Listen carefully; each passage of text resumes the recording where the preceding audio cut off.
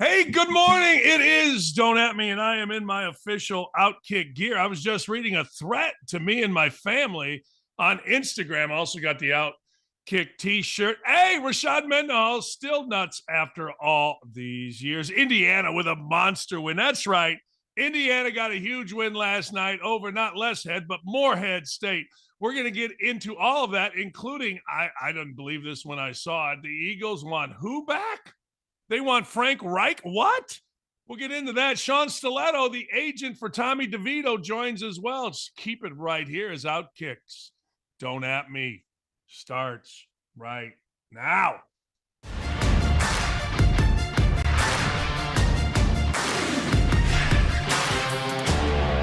Morning. I am in resplendent in my OutKick gear, most likely to yell. Let me see if I can get this right. Most likely to yell at a referee. That used to be me when I was insane. And of course, I got the OutKick gear, and well, I got Charlie's toxic masculinity is hot, but that's not what we're here to talk about. And if you want OutKick gear, all you got to do is go to outkick.com. The store is up. It is fresh, and this gear is nice. This is like really nice stuff. We do it first class here at OutKick. You're not going to believe this, particularly you Colts fans and you Carolina Panther fans, but there is a clamoring. This is panic mode. There is a clamoring from the Philadelphia Eagles. Fans, smart fans, intelligent fans to do what? Bring Frank Reich back as the offensive coordinator. I'm going to say that again. Bring Frank Reich back as the OC. Not bring Frank Reich back as the mascot. No. Bring Frank Reich back as the offensive coordinator. How about that? That guy wants to kill us. I don't want to be killed because of a post. What? Anyway, Lee says block it. I say publicize it. Anyway, Frank Reich, fans are in desperation mode. Fans want Frank Reich back. Now, look. Frank Reich was the offensive coordinator in name only. Good morning. Bring Frank Reich back. Now, the answers to this are he has zero interest in returning. Are you crazy? Frank Reich has to be in the building today. I was against this at first. Now we're at the point where they're just failing Jalen Hurts. Frank Reich wasn't allowed to call the plays when he was there. He was not allowed. But again, people always want revisionist history. They want to make this something that it's not. And one of the things that it's not is Frank Reich was about as helpful to me as me in the Eagles championship with Nick Foles at the controls. Bring Frank Reich back is not going to solve your problems. Bringing Frank Reich back shows that you are desperate. But hey, it ain't my thing. It ain't my thing. Frank Reich, someone needs to get Frank Reich on the phone ASAP and have him at least be an advisor to BJ. That's the offensive coordinator. If not, replace him. Look, Frank Reich is an uber nice man. He's one of those guys that's so nice that you have to say that he's nice when you criticize him. Like Tom Allen, the football coach at Indiana. You have to say, well, he's a really good dude. No, he's just a really good dude. And then you can rip him. And then you can talk that yang about him. Carter Miller, another one. Call Frank Reich right now, please. I can't take another week of this offense. Let me ask you a question. What offense of Frank Reich's do you like? It says here, George Ellis, Frank Reich could not help the last Carson Wentz. Neither will he help the current Carson Wentz, i.e. Jalen Hurts. I got to tell you, it's one thing about Frank Reich to be brought back, but isn't it amazing how quickly fans just say, screw you? A guy just took him to the Super Bowl in Jalen Hurts, a guy that represents really everything good about professional sports, is on a 3-game losing streak. The season is just starting as we head to the last 3 games and then obviously into the playoffs. And people just lose their mind. Now, I get there's only 17 games in the NFL, so every single game matters and causes an overreaction either for the positive or for the negative. And I'm down with that. I am. Nobody's more down with those kind of things than me. I get it. I swear to you, I do. But let me ask you, Indianapolis fans, a simple question that are on the YouTube chat. Would you want Frank Reich back in the building? I mean, he's hugging Buckner, DeForest Buckner here. He's all about relationships. He knelt in the middle of the field and all the other players stood. He's, boom, social justice warrior. He's building mountains, climbing trees. He got exposed on Hard Knocks as being kind of a buffoon. The Colts under Steichen actually show up to meetings on time. Well, I'll be dipped in spit. The Colts under Steichen actually have an organized plan. The Colts under Steichen may, in fact, win a division for the first time in God knows when. The Colts under Reich, well, not so much. They fired Reich for who? Vince Lombardi? No. Nick Saban? No. Bill Belichick? Tony Dungy came back? No. Jeff Saturday. He of the pancake blocks. He got fired for Jeff Saturday. Now, there's really no disgrace in getting fired from a coaching job. I mean, everybody does. Belichick's on the hot seat for crying out loud. The old saying in coaching is if they fired Bobby Knight at Indiana, they'll fire you too. But damn, Jeff Saturday, out of whatever booth he was in, backstabbed the living hell out of Frank Reich and got his job. And Frank Reich eventually got another job, went to Carolina and got fired halfway through the first season. So don't even at me about this. Don't even try to at me about this. No. Eagles fans, you don't want Frank Reich back. That ship has sailed. That team with Foles, great. You had fantastic coordinators on that team. They're both head coaches now. Yay, rock. Go fight, win. But the truth of the matter is you don't want Frank Reich back in that building. But I love the desperation. I do. I love it. I think the desperation is fascinating. I think the overreaction is beautiful. And I think it's what makes the NFL by far the most popular sport in the world because, frankly, we can't get enough of it every week. Your team wins, you're going to the Super Bowl. Your team loses, you got the number one draft pick. And there's nothing in between. The other reason that we like the NFL is because we got a whole lot of crazy. We got us a whole lot of crazy.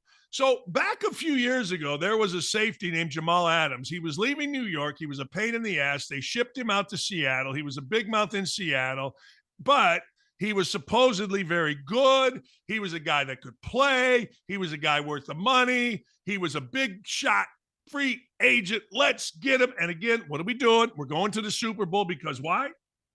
We got Jamal Adams. Well, guess what? Jamal Adams has regressed to being a healthy scratch for the Seattle Seahawks. Jamal Adams, as a healthy scratch, said, yo, man, you disrespecting me, so I'm going. Where are you going? I'm going home. What do you mean you're going home? Yep, I'm going home. Jamal Adams was not in the stadium last night after learning he would be a healthy scratch. This morning, Pete Carroll was on KIRO-AM radio. Said, I think he was home. I think he was home. He just went home. Team guy, yo. Team guy. You know what I mean? I mean, that's a team dude. That's the kind of dude we can get down with right there. So, as karma would have it, Julian Love started in Adams' place and ended up having 2 interceptions late in the game to win it for Seattle. And one of them, the dude came flying out of nowhere, kept his feet in bounds, and it was wow. So Adams says, I ain't staying. I'm out. There he is. Look at him. All intensity. Yeah. You get him, Jamal Adams. You showed Pete Carroll. You showed Seattle. You showed your teammates. You know what you showed them? Yes. You showed them yes. That's right. You showed them what you're really about. Just another NFL player acting like an idiot. They could have 20 idiots per team and we'll still watch. Speaking, George Pickens is the gift that keeps on giving. George Pickens and the the players of the Pittsburgh Steelers are crushing Mike Tomlin. Mike Tomlin is a guy that has always had stability. Whether you like Mike Tomlin or not, Mike Tomlin, Bill Cowher, Chuck Noll, and that's it. That's it. That is the people that have coached for the Rooneys in Pittsburgh since I was a little kid. And I'm old, real old. Long story short, Mike Tomlin is being crushed by two idiots, George Pickens and Deontay Johnson. Deontay Johnson and George Pickens have decided that they are above the Pittsburgh Steelers. They have decided that they are better than the Pittsburgh Steelers. They have decided that everything that the Pittsburgh Steelers stand for is out the window and the world revolves around them. George Pickens somehow got into the University of Georgia. Now, I don't know how. I'm assuming it's because he's a football player. But my man Pickens said he didn't block in a viral clip from the game against the Colts because he ain't want to get hurt. I ain't want to get hurt. I was just trying to prevent the Tank Dell situation. I ain't want to get an injury. When you stay up on those blocks, you can get run up on. That's the reason. Good for him. Good for him. And Georgia, like Rashad Mendenhall at Illinois, how you finna let these clowns in? I ain't want to get hurt. It would be fascinating to go read like what's it called? An essay that this clown had to write for a class. I ain't want to get hurt. You ain't want to get hurt? No, I ain't want to get hurt. Oh, okay. Well, who does want to get hurt? I ain't want to get hurt. That's going to be my new thing. When my wife asked me in pickleball, why didn't I go for that one? I'm simply going to say, I ain't want to get hurt. When my kids ask me, why don't I want to take out the garbage? I ain't want to get hurt. That's a new family motto, along with no good deed goes unpunished and be careful what you wish for and sack the living hell up. I ain't want to get hurt. I got the other one, I ain't mad about it, from another idiot that I have no idea how he got into Indiana, the late Jamarcus Ellis. He just passed away. When I had to suspend Jamarcus Ellis, he's like, oh, man, I ain't mad about it. I go, I'm mad about it. I'd like to win a game, and you're pretty good. But anyway, he ain't want to get hurt. That's why George Pickens doesn't block. The next time you hear NFL players talking about the brotherhood, the shield, the hard work, it's the ultimate team sport. Think about old number 14, George Pickens from the University of Georgia. Somehow he got in the University of Georgia. He went to Georgia from Hoover, Alabama. You know why? Because he ain't want to get hurt. And he thought maybe he would get hurt. You get run up on. I mean, if you do that blocking, you get run up on. So I'm staying out of the way. Now, you wonder why the Pittsburgh Steelers suck? Wonder no more. You wonder why Ben Roethlisberger says the culture of the Pittsburgh Steelers is gone? Wonder no more. Deontay Johnson and George Pickens crying on every play when they haven't shown that they can wipe their ass in the NFL is the reason. I say this all the time. You can call it whatever you would like. But when you got idiots in high-profile situations, you ain't want to win in the NFL. I want you to think about something. Tom Brady, you ever see those guys either on Tampa Bay, Mike Evans, and anything else? You ever see those guys? You ever see them have idiots on their team? You ever? Of course you didn't. No, because they win. You don't have idiots. Randy Moss, complete dumbass when he was younger.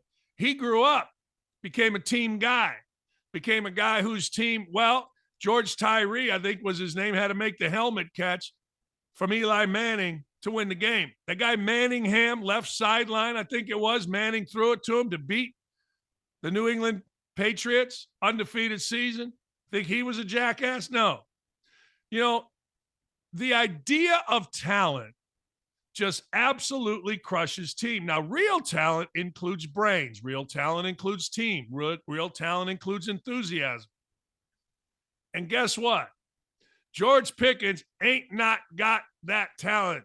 If he did, then the Steelers finna win. Deontay Johnson, he ain't got no talent either, because talent includes brains, togetherness, toughness. And if they did, then the Steelers finna win. But right now, the Steelers suck, and George Pickens and Deontay Johnson suck worse. They do. It makes me crazy, because general managers that don't figure that out make me nutser. And everybody goes through it. Every single person goes through it. I'll tell you what's not a shock. We were supposed to have Sean Stellato on, the agent for Tommy Devito. Well, yesterday, Tommy Devito showed up at the pizza place that caused the controversy. Yesterday, Tommy Devito, who apparently pissed the pizza place off by asking for $20,000 instead of $10,000. Well, the pizza place said, yeah, we ain't doing it. Well, Tommy DeVito went to the pizza joint, Calingio's. He went and he got a lesson. He showed up. Good for Tommy DeVito. He got embarrassed. He showed up. So he goes to the pizza place next for free, by the way. Next thing you know, there was an announcement. The announcement was Tommy DeVito is going to change his off-the-field agent. He's getting an agency that handles the marketing. Probably pretty smart. Nothing wrong with that. Probably, you know what? Good for you, man. You probably need it. I mean, you've all of a sudden become a big shot guy. Problem is, Sean Stellato, he's still going to be DeVito's agent for on-the-field stuff, but not off the field, apparently. So when I saw this yesterday, the thing that I said to Nick and everybody was, I'll bet you there's a problem. I'll bet you the Italian doesn't show up today, Stellato, because of this. And that's sad. So I just got a text that said, hey, looks like Sean Stellato has to reschedule. Hey, good. I'm all in on him, man. Good for him if he's got to reschedule. Hell, I don't blame him. I don't know. I mean, it's easier to sit, run, hide, I guess. I don't even know if that's run and hiding. Maybe you don't want to answer. Maybe you don't know the answer right now. I don't know. But what I do know is this. Good for Tommy DeVito for showing up. Not actually great for Tommy DeVito for showing up. And that pizza place doesn't look like some just old school mom and pop pizza place. That looks like a fancy pizza place.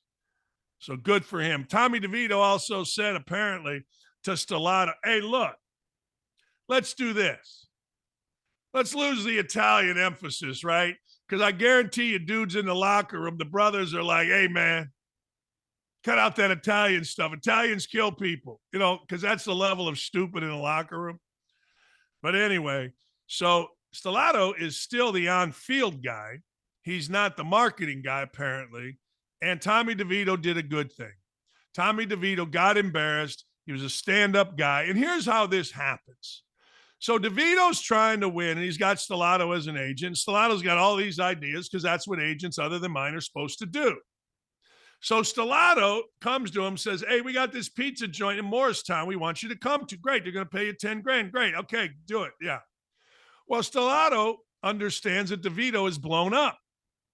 And he's like, well, we need 20.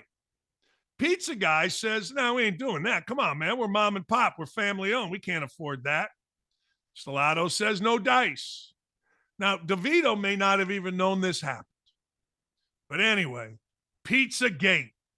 Pizzagate is okay. I'm not mad. I'm not mad at Stellato, and he's welcome back on the show. In fact, I kind of don't blame him. I mean, you don't really want to go on a show after you've had this situation, unless you want to come on a show and say why the situation happened and what we're doing to rectify it. But once I saw yesterday that Stellato was getting the boot for the marketing stuff, I knew that we might not see old Stellato. No. What a night for John Morant. Remember John Morant, the guy, kid, child whose daddy thinks he's Usher, whose mommy gets mad when they go into the Foot Locker and she doesn't get waited on in front of all the white people. So they show up with their toy guns and they flash guns at Pacers officials underneath the stadium, and they make rap videos with guns after the guy's been told, hey, look, by the NBA, don't have guns. Well, he's suspended for 25 games. He lost a lot of money, but he showed up yesterday and he showed out. Yo, that's right. People ask me, why do I do that? Because it means that I am down. When I go like this, that means that I am down. Watch anybody's that's down.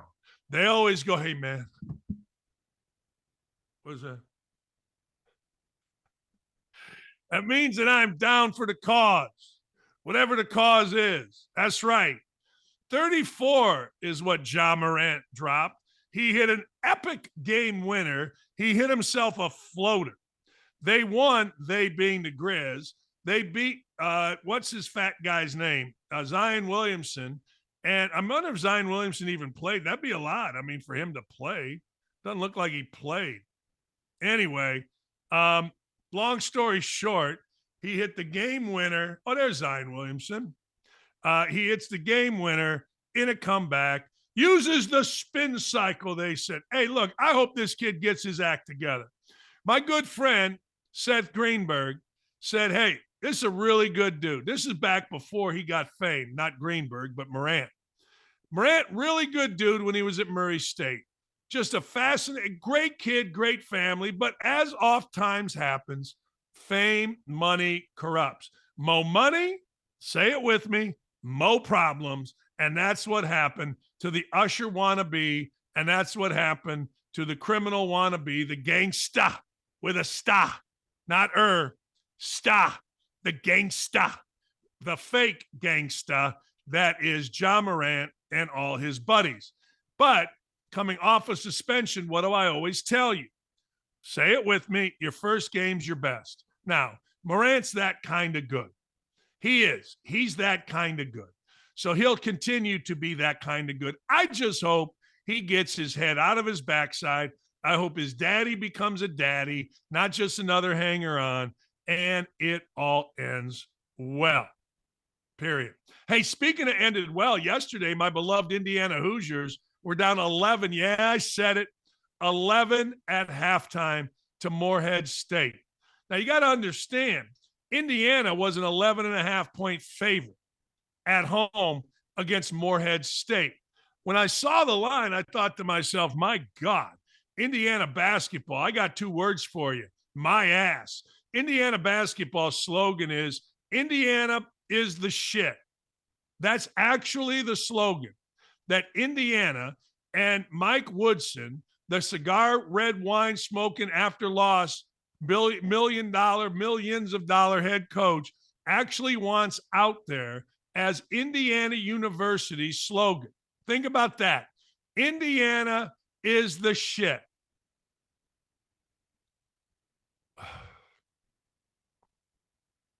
That's what Mike Woodson says. And they put a bunch of little white kids in a video to say, Indiana's the shit. And then, of course, they had a couple brothers and some sisters. And if Indiana could put a transgender, what's it called? If they could put a transgender elf out there, they would do that. But they can't find one. But Indiana's the shit. They had a 98% probability of losing, down 13 with about 8 minutes to go. So what did I do? I live bet Indiana. I got 2.5. Yeah, that's right. I got 2.5 points. My toes were tapping.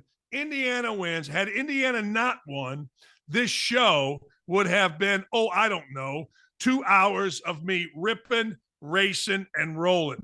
Now, that's a big win for Indiana because, well, frankly, Indiana sucks right now. They're going to be good. And Mike Woodson gets to drink his red wine, smoke his stogies, and celebrate a big win over Morehead State. Yay, rah, go fight, win. My friend the Cashman said Indiana plays like so it's an apt slogan.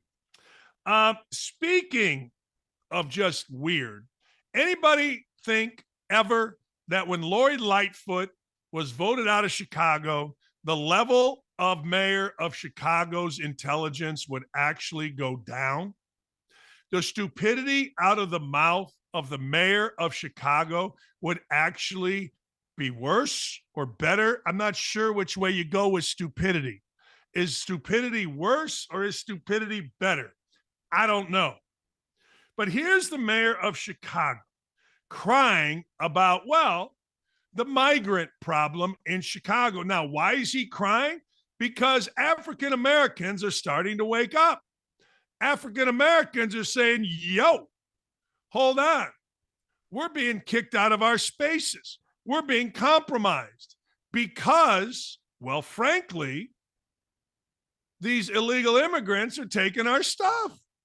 Now, remember this when you hear this clown talking, Brandon Johnson, talking about the migrant situation, the illegal immigrant situation in Chicago.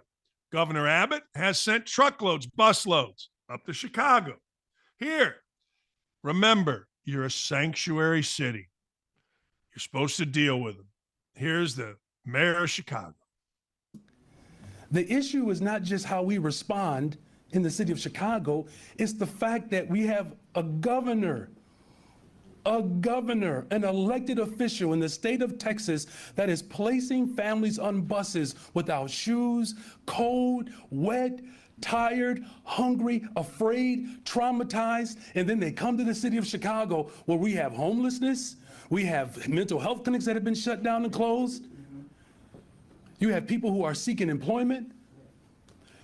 The governor of Texas needs to take a look in the mirror of the chaos that he is causing for this country. This is not just a Chicago dynamic. He is attacking our country. Really? Now, what's Biden doing about it? All I know is this. I'm the governor of Texas. We had a closed border because of Trump's policies. I mean, you can argue that, and that's fine, but anybody with a brain that has paid attention understands it. So, you know, you've got this jackass who is, hey, look, hey, hold on. We are a sanctuary city. Bring everybody. You're tired, you're weak, you're poor. So people come across the border because they want to be in the United States without shoes, tired, mental health issues. You're a sanctuary city. You brag about it. You're for all people. So the governor says, look, we can't handle all of this down here. Can't handle all these people. Need some help. Checks notes. Where's the sanctuary city? Chicago. Black mayor. Liberal. Dying to help everybody, right? Let's send people. Ain't the governor's fault they don't have shoes. What's he supposed to do? Take them to Dillard's? What's he supposed to do? Hey, everybody, come on here. No, the bigger issue, Brandon Johnson, why are your Democratic buddies, why is Biden leaving an open border? It's very simple. That's the attack on our country. I mean, look, you the one, you Chicagoites, Lori Lightfoot, Brandon Johnson, yay, we want your vote. We're a sanctuary city. Look how great we are. But the brothers and sisters in Chicago are saying time out. We got a mess. They're taking away our services. They're taking away our free stuff. And they're at least in Chicago waking up to that, at least. I mean, it would be nice if the African-American community woke up to what Charles Barkley said. African-Americans have been voting Democrats in big cities for a long time, and African-Americans keep being poor. But not this guy. I guarantee you this guy's getting fat. P-H-A-T-F-A-T in the wallet. Guarantee you his scamming ass is. And don't give me any crap about calling somebody a scammer because they're African American and the mayor of Chicago. Being a scammer, as the mayor of Chicago, goes back to the old man daily. I mean, don't think he wasn't a scammer. If you're the mayor of Chicago, you're running a game. You're running some kind of game. So these guys, all these sanctuary cities, all your little neighbors. I got a little neighbor, young family. They put that thing out. Nobody's illegal. All Black Lives Matter, blah, blah, blah, blah, blah. And I said to him one time, I said, yeah. I said, Governor Abbott drops off a busload of illegal immigrants on our little cul-de-sac. I'll let them stay with you. They can stay with you. They ain't staying with me. Work too hard. Work too hard. No. They ain't staying with me. They stay with you. You know, I saw about a week or so after that sign went down. You know, Broad Ripple is a big liberal place in Indianapolis. I mean, big. No one's illegal, blah, blah. And they're the worst human beings alive. Shooting, robberies, everything. But hey, they got their little signs up there. And I got to tell you, Brandon Johnson, you're a liberal clown. You got called on your bullshit.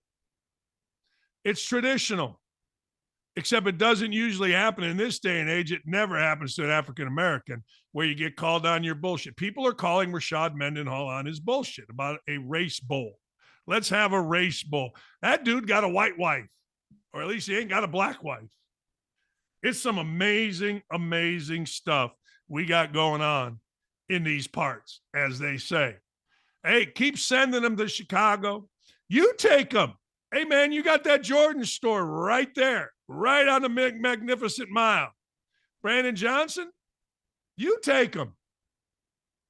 How did San Francisco clean up their city for a communist, murderous, genocidal dictator, and Chicago can't clean up its city? I don't think so. I don't think you want to clean up your city. Bruce Feldman is a writer that I don't really respect for Fox. He wrote an article on me when I left West Virginia that was so stupid that whenever I see Bruce Feldman, I don't even want to see him. I don't want to talk. He was just so dumb. He wrote it for ESPN, the magazine. So when Bruce Feldman speaks, although Urban likes him, so I guess I should like him, but when he speaks, I don't know. But here's the debate. You ready, college football fans? Is this going to be Jim Harbaugh's last game, or is this going to be, wait for it, Nick Saban's last game? Bruce Feldman said there's a better chance that Jim Harbaugh is coaching his last game than Nick Saban.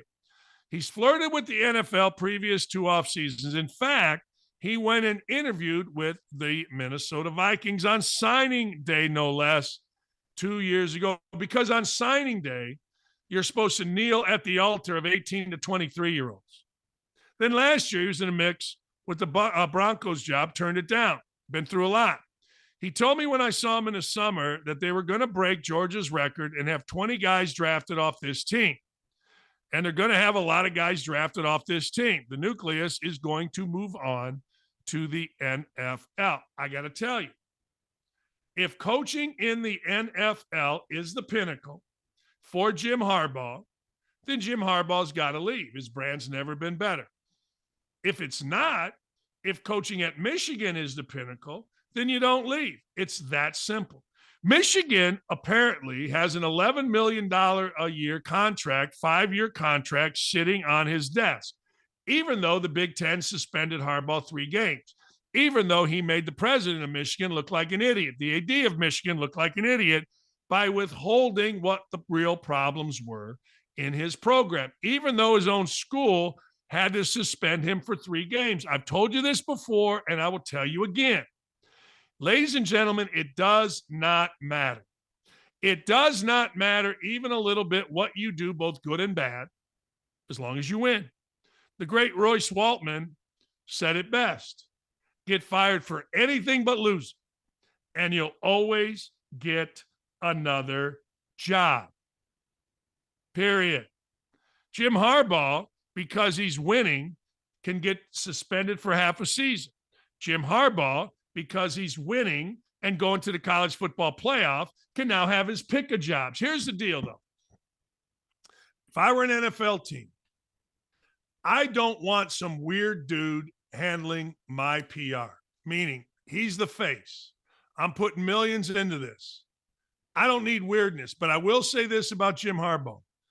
Through all of this stuff, suspended by the team or the school, suspended by the league, he's handled it pretty well. He hasn't whined. He hasn't bitched. He hasn't given in. He hasn't cried. He hasn't been like that clown assistant that's sitting there crying. He hasn't done any of that. You know what he's done? Just kind of gone about his business. I think he ends up in the NFL. I think he ends up with the Bears, but I don't know. All right, a weird story out of Indy, and I've got contacts all over the Colts, and everyone has gone silent. So I'm going to have to go to others to get why this happened. Now, I never go to others. Never. But I got to tell you, this is very weird. 3 games to go in the NFL season. The Colts are going pretty good.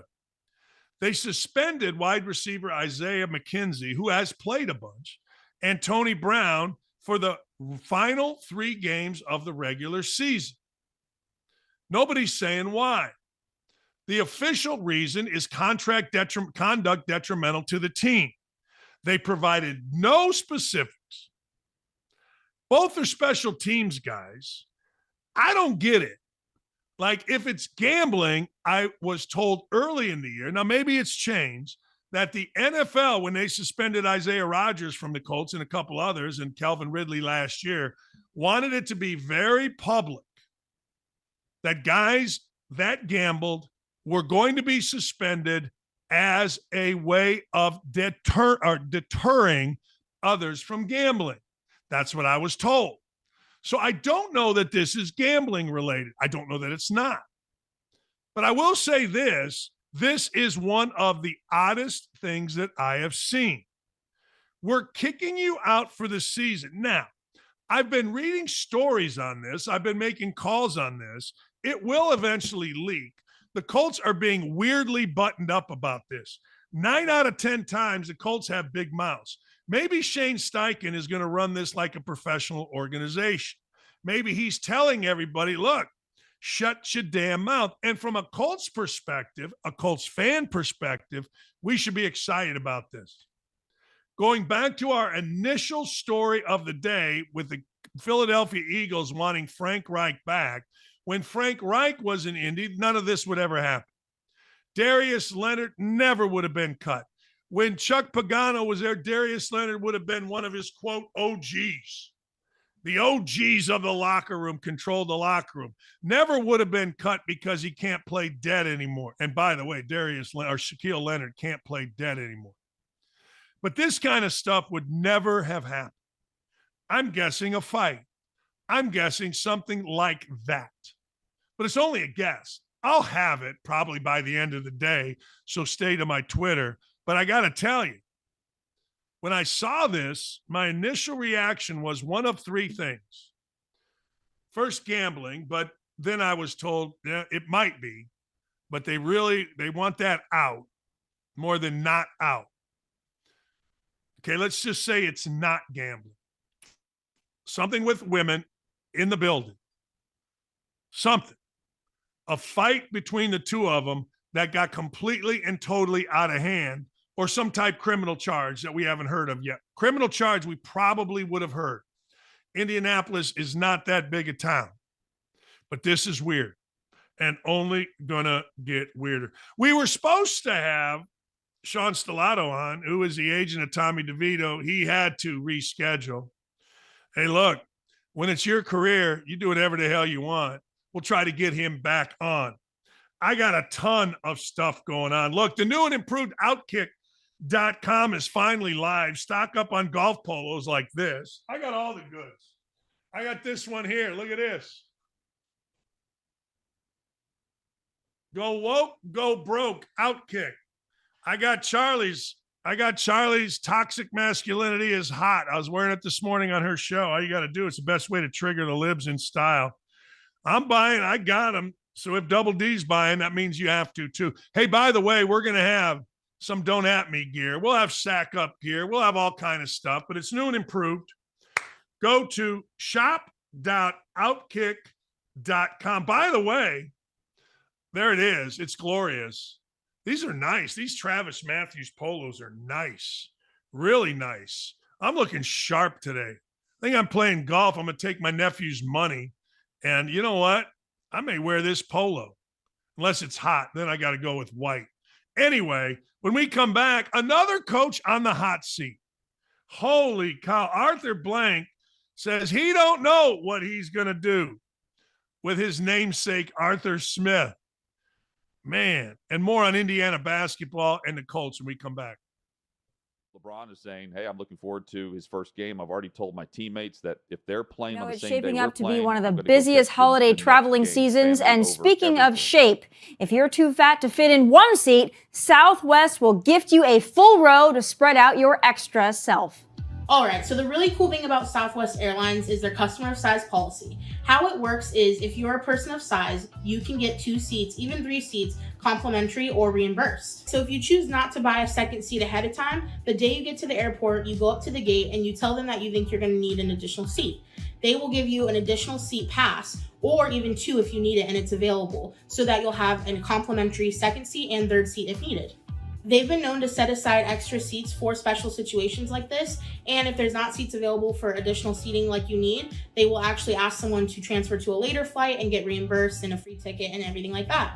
Now, if you chose to go the other route and buy a second or even third seat ahead of time, after you're done traveling, you can contact Southwest and request reimbursement.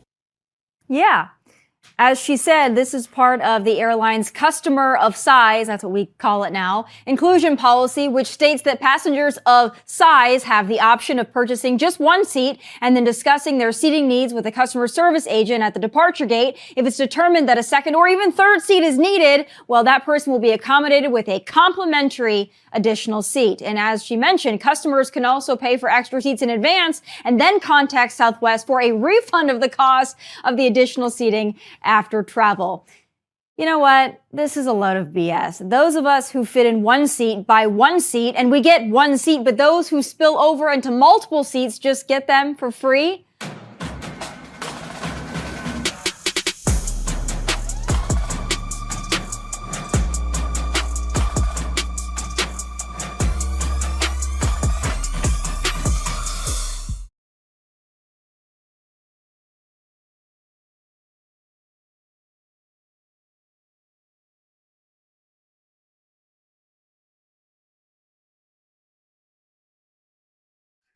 Hey, YouTube chat, Sean Black is asking about the golf match. You know, had I won, I'd have talked about it. We go to 18. It's Urban and my friend Brad Laconi against me and my buddy Cam. We all got to get up and down. I'm first because I'm out. I knock in about a 10, 12-foot putt. I'm watching these two going, all right, let's see. Urban then knocks in a little 7-footer. Nice. My boy Laconi knocks in a 5-footer. And Cam, he knocked his in, but it was for bogey, so we lost on the last hole. I think they cheated. They didn't, but I think they did. I mean, what the hell?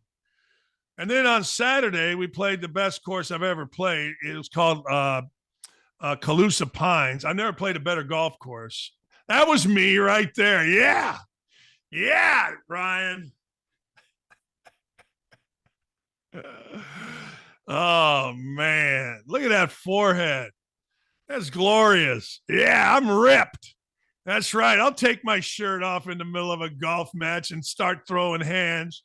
You get in my way, pal. Played Calusa Pines, but it was pouring, and the caddy's like, what are you guys doing? Like, I don't know. We're going to play. I lost my hands, and we played 15 holes, and then they basically had to kick us out because the place was so nice. They have a rule there. When the last member leaves, everybody's got to leave, and none of us were members, so we had to leave. But anyway, that was a great time. Urban played his brains out. Good for him. Good for him. Aaron Rodgers yesterday on Pat McAfee's show said something I think we all understand, don't we?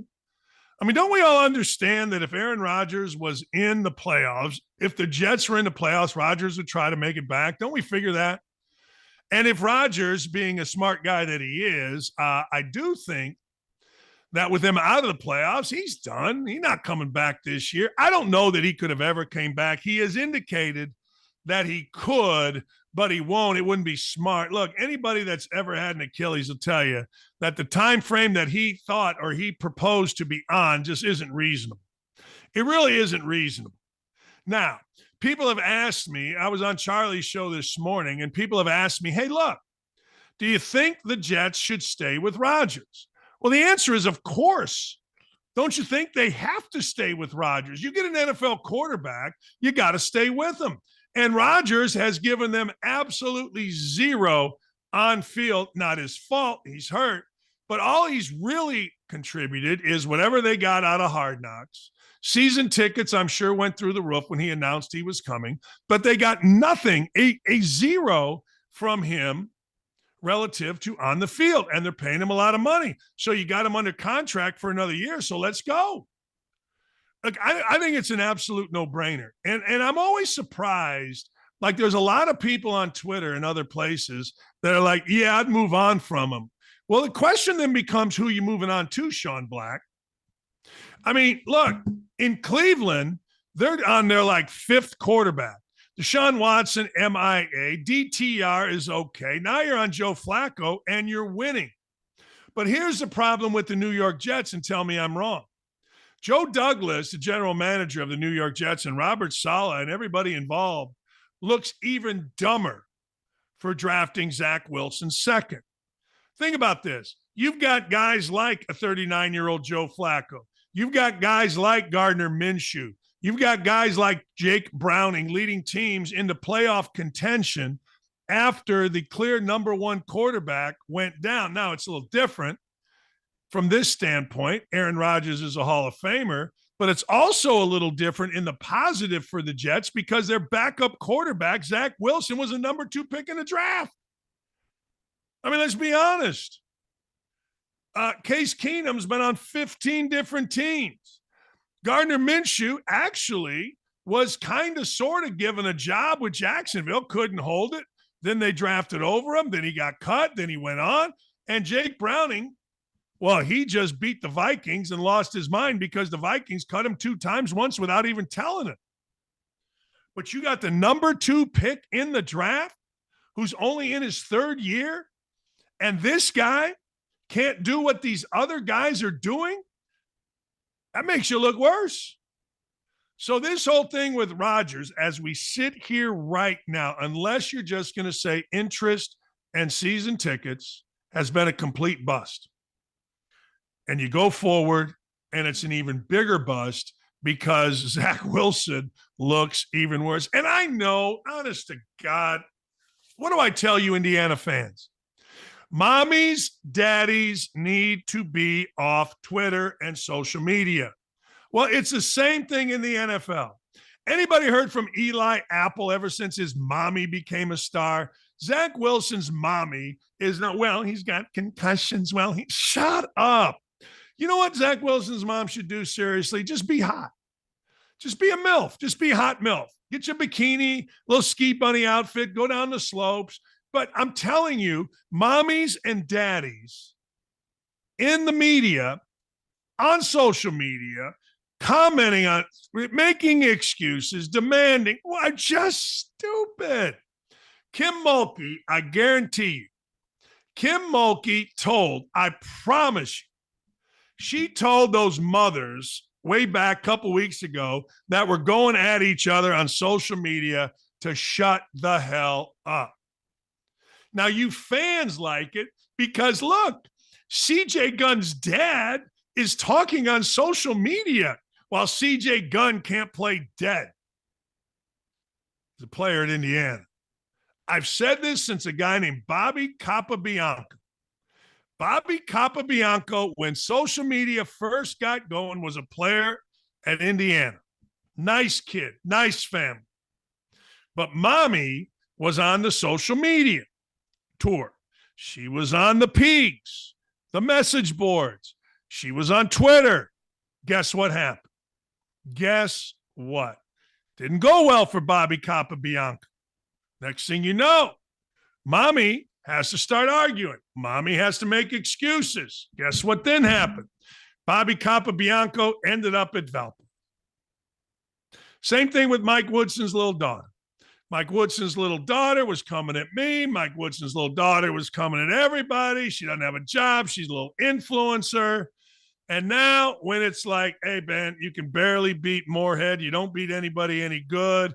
You don't hear nothing. It's never good. When my son was playing at Michigan and at Ohio State, I didn't say jack squat about him, Michigan, or Ohio State. I didn't say nothing. Zero. Zip. Zilch. It never freaking ends well. Don't do it. Look, you're Jake Fromm's mom. You're hot. Go be hot. You're Zach Wilson's mom. You're hot. Go be hot. Nobody needs your philosophy. Nobody needs your excuses. It doesn't end well. All right. I don't see anybody other than Dan Quinn when he blew, he didn't blow nothing, 28 to whatever lead. I don't see nothing ended up well in Atlanta. Mike Smith stunk. Arthur Smith, here's what the owner, Arthur Blank, said about Arthur Smith, his coach. We'll let the season play out. All right.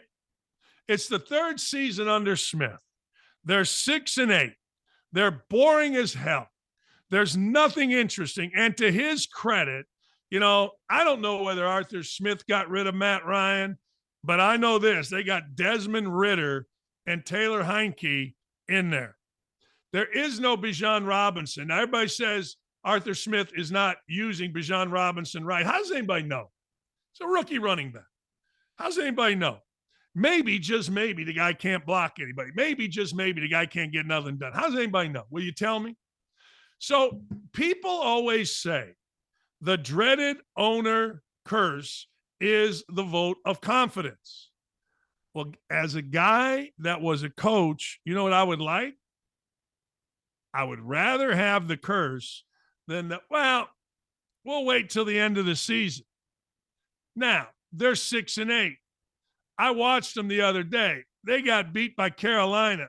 You could make the argument it was in the rain, it was on the road, it was the dullest game since the pandemic. But now they're at home. Now they play the Colts. Now the Colts are playing with a little esprit de corps. Now the Colts are looking at the playoffs.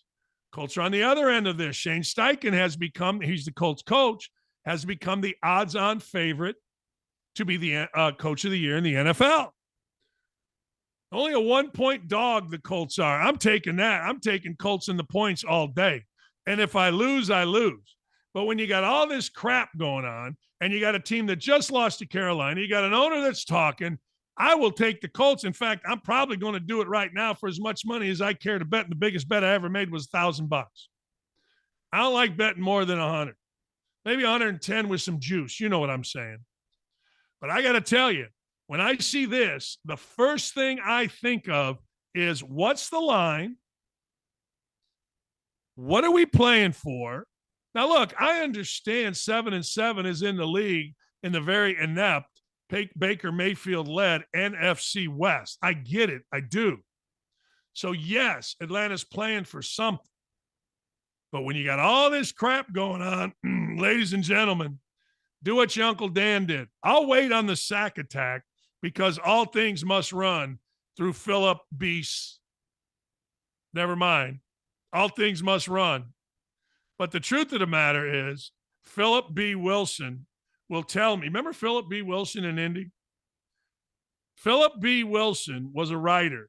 And all things gambling, when I first started, had to be run through Philip B. Wilson. I don't know where Philip B. is now. Anybody on the chat want to tell me? Colts +1.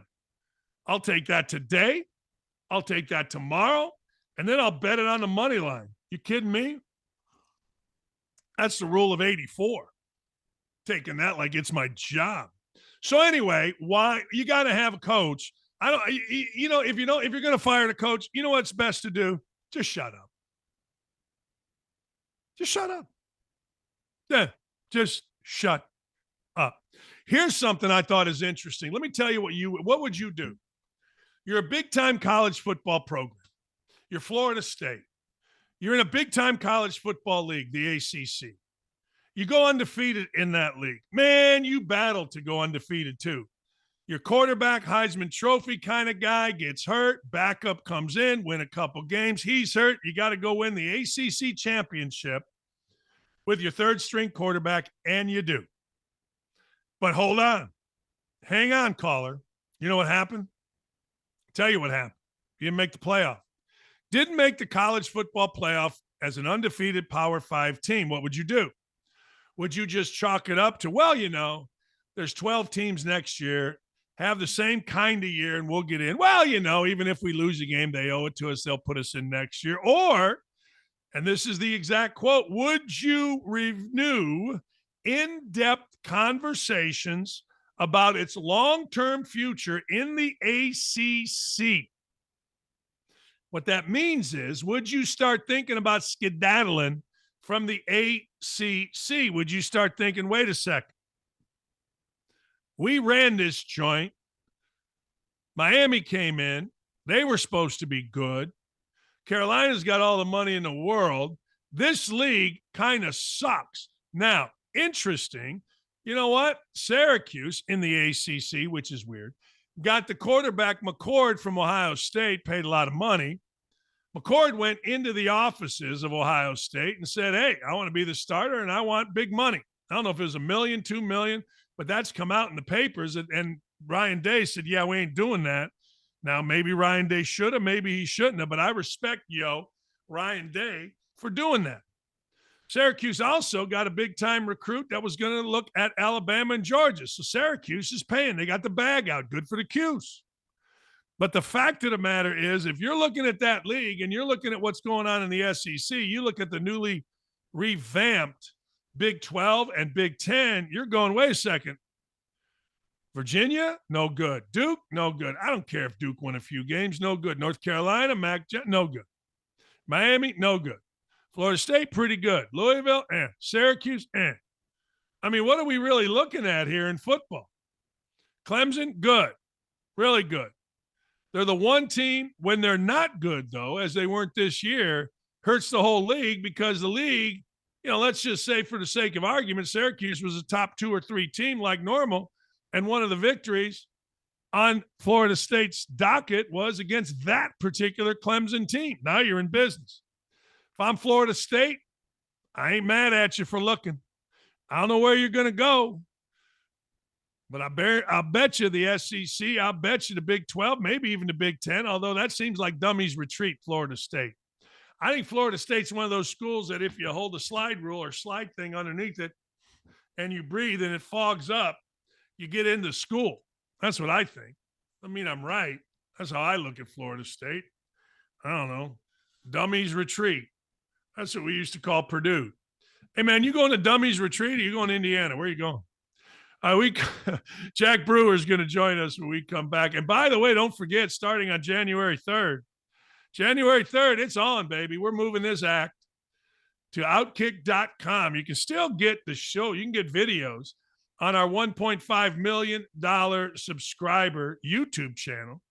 But here you got to go. Our website. You see beautiful people. Look at Chad. Look at Jonathan. Kelly in Vegas. Double D. What are you talking about? All you got to do is hit that button right there, and there we are. Armando, very handsome. Tommy and Charlie. They're good-looking people. We should start calling it the Good-Looking Network. Very handsome. Very pretty. Easy. Starting on January 3rd. Jack Brewer next.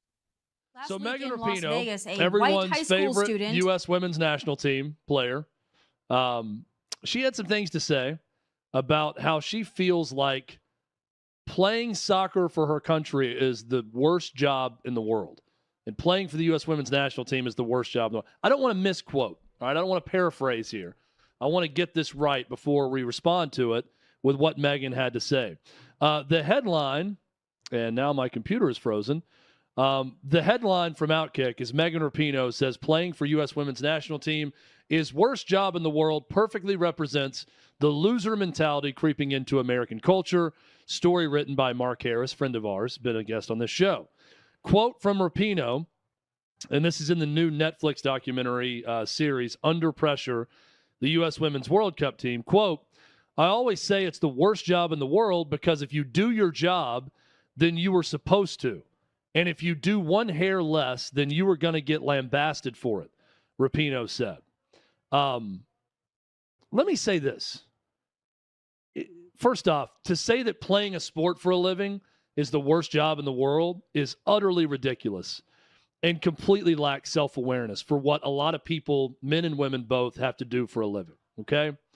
Second part, that's every job, Megan. If you do your job, you move on to the next day. You move on to the next show. You move on to the next shift. No one is patting you on the back. No one's throwing a party for you. You just get to keep doing the job. And when you don't do your job, you get lambasted over it.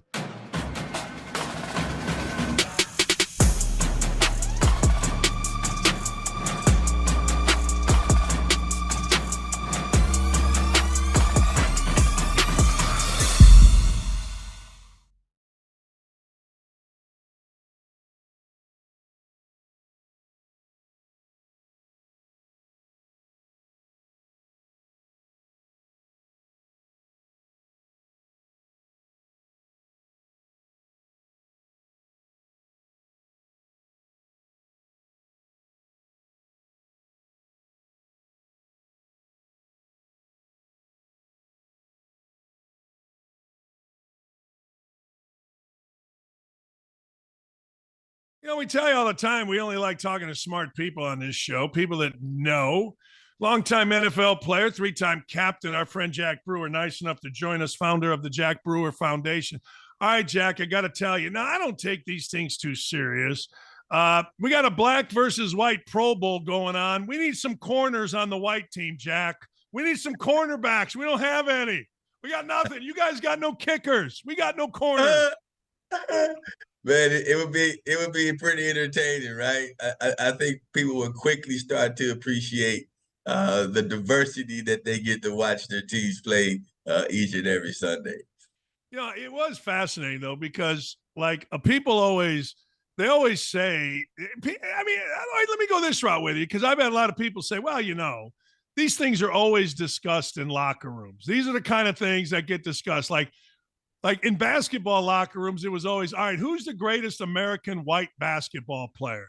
This isn't like, I guess when it gets out of a locker room, people think it's crazy, but stuff like this you sit down with your teammate, black or white, and you talk about things like this. Oh, no doubt. I mean, especially when you talk about jumping. You know, I remember growing up, the movie White Man Can't Jump.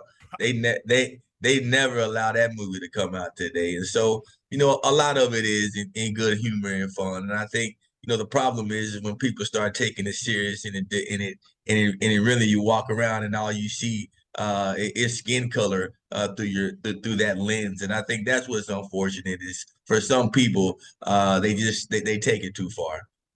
Yeah, you know, it's the easiest thing to jump on. And I always say, like, this stuff sometimes just isn't that deep. I get it. Maybe people want it to be. But again, this is stuff that guys talk about. I mean, you know, it just is.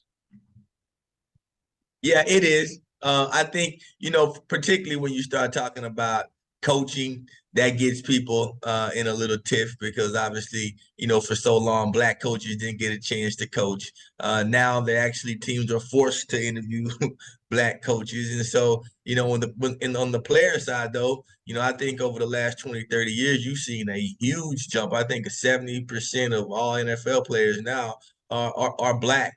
And so, you know, I hope the white boys don't start complaining and saying, hey, we need to get some more positions at the receiver spot and at the cornerback spot because I'm not sure that management would like that too much. But, you know, in all seriousness, man, we all know that, you know, different people do different things very well. And I think that should be celebrated more than it should be used to cause division. I've always said, like, I want equity at cornerback. I want to be in there. I want to be a cornerback, damn it. But I've always said I don't care. Like, when I played or when I coached or now as a fan, I don't care who the Colts start. I don't care. I just want them to win. You know what I mean? Like, and I know when I was coaching, it was like, well, we gotta have a certain guy that I wanted, a character, blah, blah, blah, great. Okay, fine. But bottom line is, particularly in the NFL, I don't give a shit. Just win the freaking game is how I look at the NFL, right or wrong. Right. I don't know. Win the game, and that's all it's about. I mean, just no different than this. Dan, people tune into your show because they want to hear your perspective. They don't care if you're white, black, green, or purple. So for me to come and say, hey, Dan can't break down football, or Dan can't, his analysis is not as pure because he didn't run a 4.3. I think that's when idiocy kicks in because it really makes no sense. I mean, to be able to use your logic and to communicate with people, to engage an audience, like all those skills and those intangible skills, those count too. And so it's more than just skin color. And you're right. I do know what I'll give Mendenhall this, to your point. As a player, I want to listen to people that I respect their opinion. And one thing I've always said, it's very easy to turn the channel. Don't go to them on X. So if you don't like somebody's perspective, whether they're white or black, or they played or they didn't play, turn the damn channel. Right. No doubt. Turn the channel, and then you have those options, but to want to silo that all, or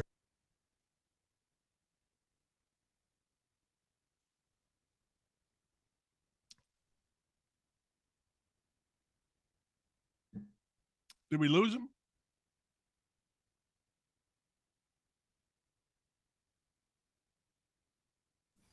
I think Jack's on mute. I'm sorry about that, man.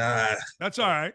Having issues. I was saying, I remember watching Tony Romo as a player. He was a much better commentator than he was player in my eyes, because he could literally relate to the audience and tell you exactly what he was seeing from the field perspective. And everyone couldn't do that. It was a clear advantage. But at the same time, no one's going to tell us that when we popped on ESPN and watch some of the greatest of the greats, present the games, Stuart Scott and those individuals like that we didn't love their commentating, because they had a skill set that was unique and something that appealed to the audience. And so to discount that, I think is outlandish.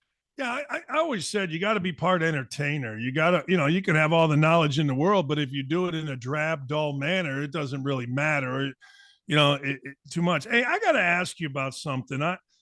I'm watching this Anthony Edwards thing where, I have a policy that I've told my kids, whatever you do is going to have consequences, but don't share private stuff. Somebody texts you, don't share it. Somebody, if somebody's on Twitter and you want to go back and forth, that's fine. I don't like where we're at with private texts, private messages being put out there. I just don't like it. And I don't like, Edwards has to answer for it now. But it's a dirty business for him, the woman, everybody around, in my view. Yeah, I think it goes too far. I remember my coach used to tell us that no matter what you do or say, do it knowing that it could end up on the front page of USA Today. Right. And so I was taught that, and that was Coach Glenn Mason, he was like a second dad to me, the greatest coach I ever had on any level of sports, because he taught us those life lessons. He said that, and he said another thing. He didn't use this word, but he basically said, your relationship with a woman and relations with a woman is undefeated. You will never win. He used a different word, right? But it's undefeated, and you know what word I'm saying. And it's true. And I think, Edwards in the place that he's in his life, I don't blame her, because he should know better. As a father, as a former athlete, I'm not going to place blame on the girl, because he should have never put himself in that situation. He has too many resources. He's seen too much. He's been through programs. He's a professional athlete. It's certain codes as professional athletes that we know. And you don't break those codes. And so I think he stepped out of bounds. I think he got too comfortable. I think a lot of these athletes these days are getting too comfortable. I think the culture is blinding them and manipulating their minds. I mean, listen, that is illegal, first and foremost, for you to try to coerce somebody with money to do something like that through money. Like, that's illegal. You could go to jail for a long time and ruin your career. And so those things are serious.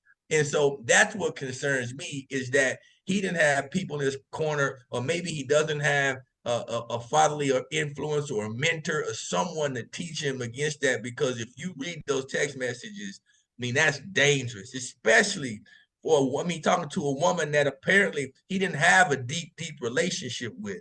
And so I pray for him, to be honest with you, Dan, man, because you would hate to see a guy. I mean, he's an amazing player, a young kid, seems to be a great dude. You'd hate to see a kid like that end up getting in trouble over a stupid decision like that. I want to go back to something you said, programs. Things don't happen in a vacuum. NFL and NBA and baseball and NHL and professional teams and professional organizations, there's an education process that you have to go through, correct? Whether you're a rookie or whatever, come to a team that addresses things like this. Again, I don't think many people understand that. Yeah, and it even starts in college, especially nowadays with this NIL. And so, the second you walk through that door, your coaches, your staff, they have people on staff, PR people and folks to tell you what to say, how you say it, how you conduct yourself off the field or off the court. That's being done. And when you go to the NBA or the NFL, you go through a full rookie symposium. And I'm telling you, you see horror stories. You get, former players come in, tell you their experiences. You have to go through different programs. You have to understand there's so many things that are available for you, from substance abuse to drug addiction to mental health. I mean, these leagues now have so many resources for guys that you really, right from wrong. You know what you should do. And then the choice falls on you, right? I'm, as a man, and then this is one thing that I'm big on. I talk about fatherhood all the time. As a man, we just have more responsibility than women do. And if we want to deny that, then we're lying to ourselves, right? I don't care what your religion is or faith. The Bible tells us that it's about the father, that we are the head of the household. And that applies to life. And so we can't go around expecting women to be making these decisions for us or blaming women for things that we do. We got to take ownership back again. And you see it full. I mean, it's just full exposed through sports. You see how these kids that are raised in this fatherless generation, because we have a fatherless generation right now, you're seeing these kids that are the fruit of this fatherless generation. And the Bible says we will know them by their fruit. And they're showing us who they are, the way they dress. I just saw John Morant got in trouble again. How does this guy get in trouble again? Tell me that. And his dad's right there in court next to him. How is this guy getting in trouble again? I mean, where are the positive male influences that are going to set morality again? Where are the old school coaches that don't put up with this mess? The second that it happens, they kick you off their team. What happened to that? Now it's all about the money, all about the followers, and all about the likes and retweets. You know what's funny about that, John? Back when Obama was president, he talked about that. Tony Dungy, 2 years ago, parroted basically what Obama said about the crisis of fatherless kids. And Tony Dungy just got crushed. And to the point where Tony had to come out, he came on our show and we talked about it, and he had to come out and say, look, you're crushing me for something President Obama said 5 years ago. I don't care if you crush me. This is a problem. It's amazing that somebody or people, a lot of somebodies, can crush somebody like you or Dungy or me or whoever for stating facts that are biblical, that fathers are necessary. They have to be involved. The numbers of incarceration, the numbers of criminals, they show it to you with factual information, not bullshit. It drives me crazy, Jack. It really does. And it's like you said, it's not like something that we're creating this problem that we're creating. Man, we just look at the last reports. You're 20 times more likely to go to jail if you're fatherless. That's a big number, right? You're talking about like 90%. I mean, these type of numbers, and you start looking at reading and math proficiency for fatherless homes. I think 28% of fatherless homes live in what's called poverty in America. Think about that. Kids living in poverty, not getting enough food to eat in the United States of America, right? It's just 71% of every high school dropout in America is fatherless. Think about those numbers. I mean, you would be calling for a crisis. And so sports gives us a real deep view in the reality of what's happening, right? When you see, Little League games down here in Florida, they're shooting at each other and in the stands, and parents are cussing, they're smoking weed on the sidelines of 8-year-old football games. Kids, as soon as after every play they make, they're dancing, and even the dances that they do are feminine now. To be honest with you, everything is feminine. Everyone wants to wear long hair. Everyone wants to have color. All that. When do you ever seen a culture that boys are dyeing and coloring their hair, and that's cool? Get out of here, man. It's like the next thing. Now they're putting on dresses, telling kids boys can be girls and girls can be boys. I mean, this stuff is ridiculous. Jack, I'm glad to hear you say that because it's driving me crazy. And I know that different guys that stand up like you or Whitlock or people that say, look, I watched some high school, I think it was a college guys dancing, and it looked like a bunch of little strippers dancing in a locker room. And I'm sitting to myself going, when did this become a goddamn thing, man? Man, I cannot, like, the way some of these kids dance. I mean, I stop them, right? As soon as because I coach youth sports. You start doing that on my team, you run it. And I tell the parents the same way. Man, we're feminizing these boys, and we're doing it like it's funny, like it's okay, and we've let a culture be created behind it. I mean, it's ridiculous, man. But the problem is that the real people, the mentors, the coaches, the folks that have the opportunity to make an impact now are being cowards. They're not being fatherly. They want to be their friends. They want to be these athletes' friends. Now these athletes are making as much as them, right? So they're coming in college now. They're getting paid money. They're able to, if you're able to move and go to any team you want to on the portal, whenever you want to go to the portal, you're not going to respect the coach as much because you feel like you got options. And it used to be where you got there, you were committed to an organization, and if somebody had to give you tough love because you needed it, you were forced to take that. It's not the case anymore.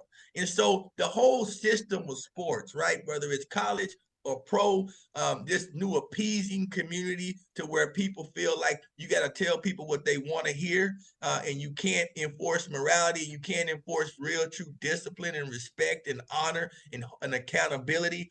All those things are really being dismissed, not just in culture, but primarily in sports. And I think that's where voices like yours, this entire station, is able to speak into, because people see it. And it's why people don't want their kids growing up to be like half of these athletes. It's the reason why people don't always take their kids to sports games like they used to, because the messaging and the things that they see and what they get exposed to is just not righteous. Jack, you mentioned John Morant and his dad. Good friend of mine, Seth Greenberg, when Morant was at Murray State, he kind of found Morant, and he went down there to do a game, and he did a special on Morant. And Morant's dad and his mom and his family was awesome. Awesome. Yeah. But all of a sudden, right, here comes the money, here comes the fame, I'm sitting in the front row, I'm got my shades on inside, and he Seth is like, I am just stunned at the difference. Like, this was like the American dream family, and all of a sudden the mother's calling the kid and his buddies to bring guns in a Foot Locker, and they're showing guns at Pacers employees I know we're all supposed to make money. I know we all want fame. I know we want, but God dang, handling that stuff is not easy. It's just not easy. It's not, and it's the root of all evil.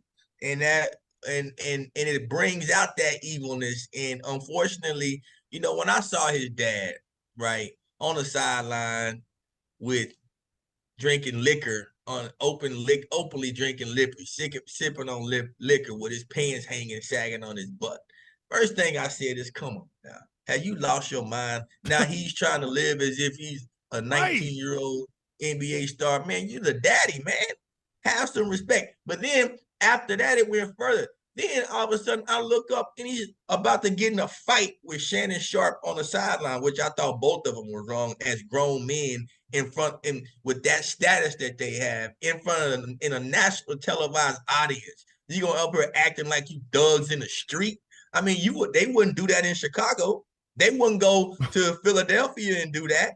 They won't come down here in Miami in the streets and do that. They can do that in their safe place where they can be fake gangsters and act like they're hard and go back and forth at each other, but they won't do that in the streets.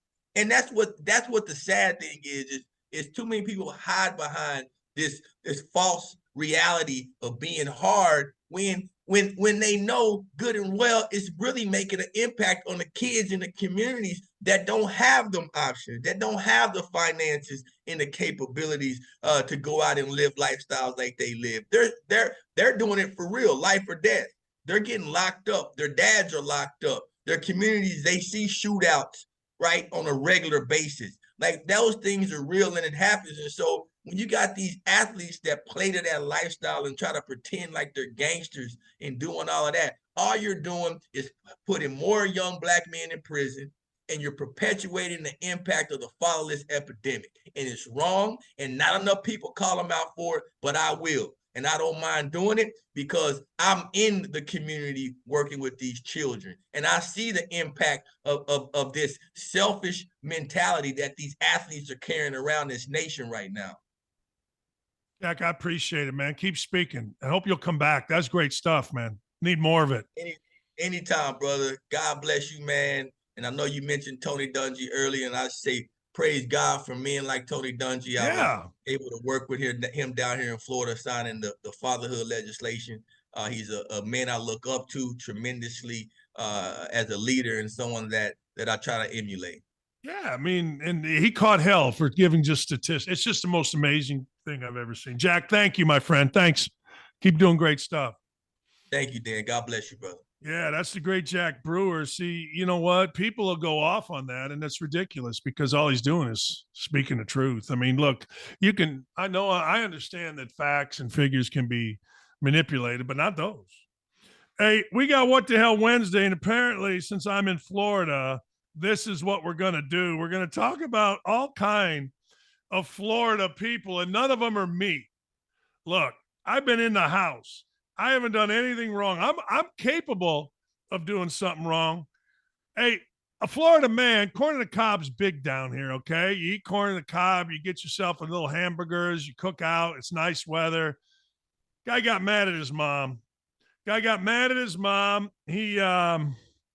27-year-old guy said, look, Mom, I'm pissed. It's 3:30 in the morning. He started firing corn on the cob at his mother. The mother was hurt, but she didn't sustain any real injuries. Like, hey, look, a piece of corn on the cob ain't going to hurt you bad. But, hey, look, it can. They grow some big corns on the cobs down here. They'll mess around down here. We ain't afraid. But in Florida, that's what we do. Look, you and your mother get mad at each other. Start throwing around the vegetables. I assume corn on the cob's a vegetable. I don't get into that. Well, tomatoes are really a fruit. Yeah, I don't care. But corn on the cob is something that you go, hey, Mom, I'm pissed. I'm going to hit you with the corn on the cob. Don't throw corn on the cob at your mom. Mom will piss you off, no doubt. Mom will annoy you, no doubt, but don't throw corn on the cob. A woman nearly chokes to death on food and then swallows a toothbrush whole in a freak accident. What are we doing? It's always something. I have not looked at this, but I'm guessing it's a big one. Woman had a toothbrush with death. See what the New York Post did there? 24-year-old woman, a 21-year-old woman decided she was going to swallow her toothbrush after using it to dislodge a piece of food. So she had a piece of food stuck in her throat. All right. Next thing you know, she's trying to get it out. and she's jamming a toothbrush down there. Now, I don't know about you, but my gag reflux is serious. I don't mess around with that bad boy. It gets me all the time. But anyway, she was eating turkey on the 29th. She began to choke. Her first move was to grab her toothbrush, try to force turkey out of her throat. She went too far and gulped down the toothbrush. She had to act quickly. My dad couldn't help me. He's stuck in a wheelchair. He's got a damaged Achilles tendon, so I decided to help myself by using a toothbrush. Because it was only getting worse, I grabbed the first thing I could get, toothbrush. At the moment that the turkey became loose, so did her toothbrush. She tried to hold it, but boom, down it went. She's all right. Mom and toothbrush are doing just fine. Everybody's okay. At least that was in Spain. It's not down here in the land of crazy, which is Florida. And I don't understand why everybody's mad at DeSantis anyway. All right. Cops arrested a dude. Raise your hand if you haven't done this. Cops arrest a dude. Dude's going to get a DUI. Listen, read that right there. Florida man tells cops he wasn't drinking and driving because he was only drinking bourbon while he was stopped. Dude goes to the stop sign and has a drink. I'm not drinking and driving. I think he's taking the words drinking and driving literal. You know what I'm saying? Like, I think he's being literal with that. Sometimes you have to wonder if people in Florida just want to keep up the narrative of the Florida crazy man. He was stopped by the cops claiming he wasn't drinking and driving because he was only drinking. Earl Stevens Jr., this is about 3 or 4 months ago, was mad. He hit the back of a woman's car several times. Deputy found that Stevens didn't have a driver's license. Notice an open bottle of Jimmy Beam sitting right there. Dude's 69 years old, real estate agent. He was arrested for not having a license. He was arrested for DUI. People said, hey, the deputy found he's doing some sniffing. Smells like Jim Beam. Guy's breath. Jim Beam. Car. Jim Beam. Bottle. Jim Beam. Speech. Slurred. Eyes. Glassy. Guy said, hey, you been drinking? DUI guy said, yeah, I don't know. About 3 drinks. Asked again. He said 4 drinks. Told the deputy he felt pretty good. Said he didn't do too good. Didn't do too good on the driving test. I asked him if he was drinking in the vehicle. He said no. When I asked him where he was drinking, my guy Earl said I was drinking at the stop sign. He said he wasn't drinking while the car was moving. He only stopped at stop signs to drink. That is literally the definition of taking the words drinking and driving literal. And I know a bunch of cops, and I don't know a single cop that would think to let the guy off because he wasn't drinking while he was driving. He was only drunk while he was in his car. How about this?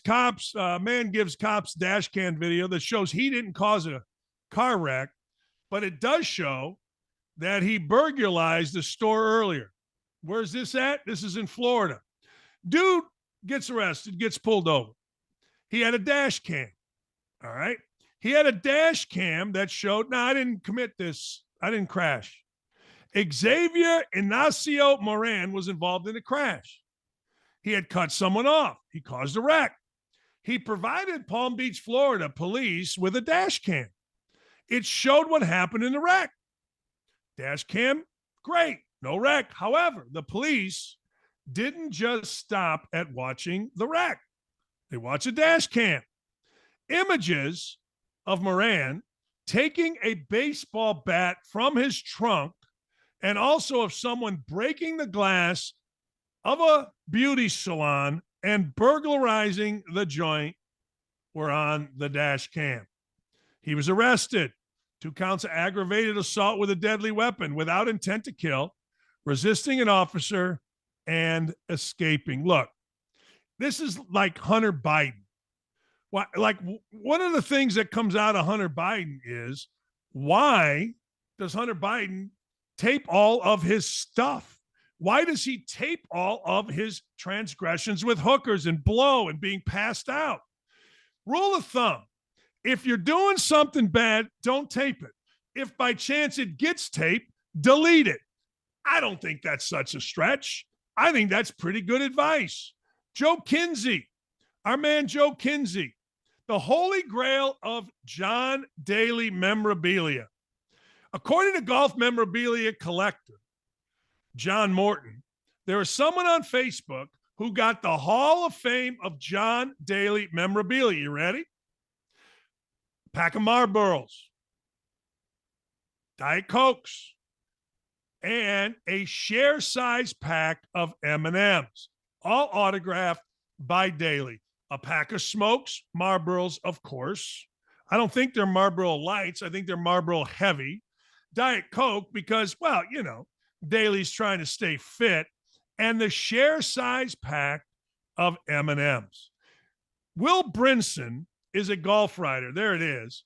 He said that John Daly, while playing golf and following Daly for 18 holes, had 21 cigarettes, 12 Diet Cokes, 6 packs of peanut M&Ms.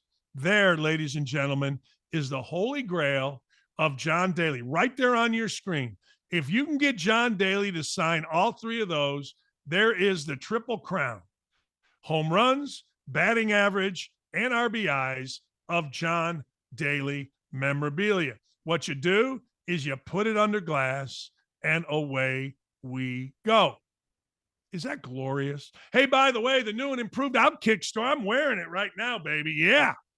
It's finally here. Stock up, get polos, t-shirts, hats, and more. All you got to do is shop.outkick.com. It's the best way to trigger the libs in your life. I know I'm buying, I already have.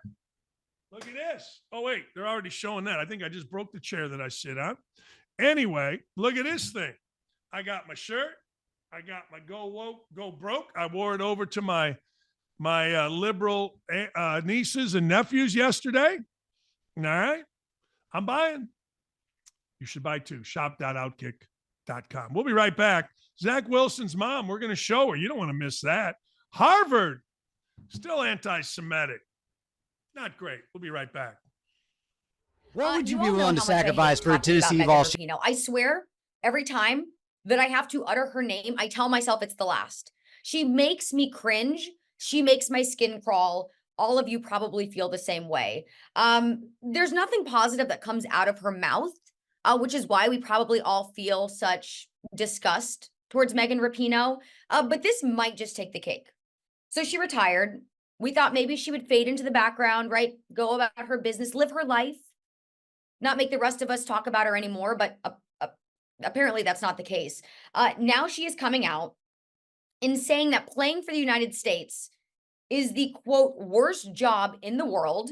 And she's saying this because of the criticism she garnered, which obviously she brought on herself by doing all of the horrible things that she did over the course of her career. One being that she felt super compelled to kneel for the national anthem and not show her pride for the United States, despite having the platform and representing the country in a way that very few people on earth get the ability to do. Listen, she's a leftist. We all know this. She is fully on board with biological men playing in women's sports. That's another thing that she was getting criticism for, which again, she should, because as a woman, she should realize that if she did allow biological men to play in soccer, let's just say, her success probably wouldn't have been even close to what it ended up being. Because as we know, I'm going to say it time and time again, men, they're bigger, they're stronger, they're faster. Women, as great of athletes as they can possibly be, they just do not add up to what men are capable of.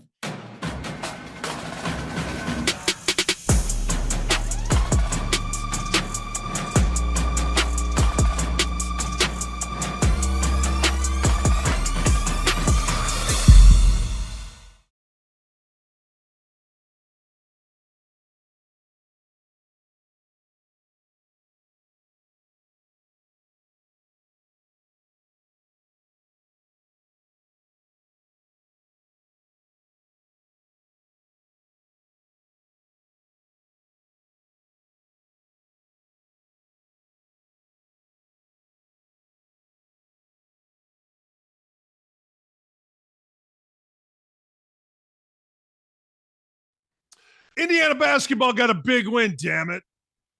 That's right. Beating Morehead State is no easy task, even though Purdue did it by 30. That's all right. A hangover effect, like Indiana only got beat by 4 by Kansas, so now Indiana players apparently are fat and happy. I'll never understand the world that we live in. I used to. I don't now because I'm older. And when you're older, you act like you didn't go through all the same things that other people did. You act like you were pristine and perfect. And, of course, we're not. But I got to tell you, look at that OutKick shirt. This is a great shirt. I'm going to wear it around. We're going to make OutKick the new MAGA hat. We're going to make people crazy. Go, Jennifer. I got to get you something. We got to get some don't at me gear on there where we just tell the world to sack the living hell up. You know what I mean? Just sack up. Jennifer got mad at Indiana yesterday, Jen Gritty on our show. She made snickerdoodles during the IU game and didn't want to watch. Speaking of don't want to watch, here's the deal. Zach Wilson's mother, I talked about this earlier. Zach Wilson is struggling. It hasn't gone well for him. He's made a lot of money.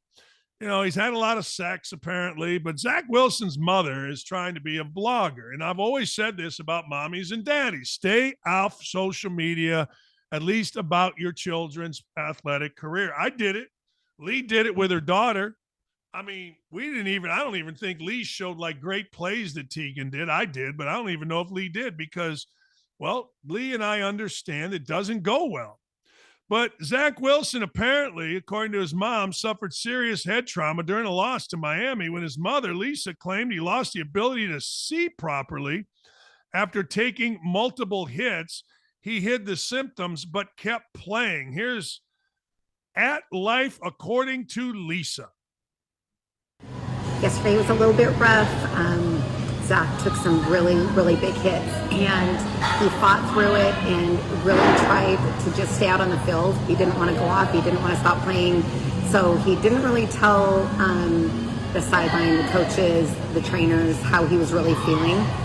And he tried to just fight through it and keep going, and so he could be out there for his guys. And then finally, after one more blow to the head, he really started having problems with blurred vision and his depth perception, and he started really worrying that he was actually going to hurt his team if he stayed out there because his vision was not right, and you can't play like that.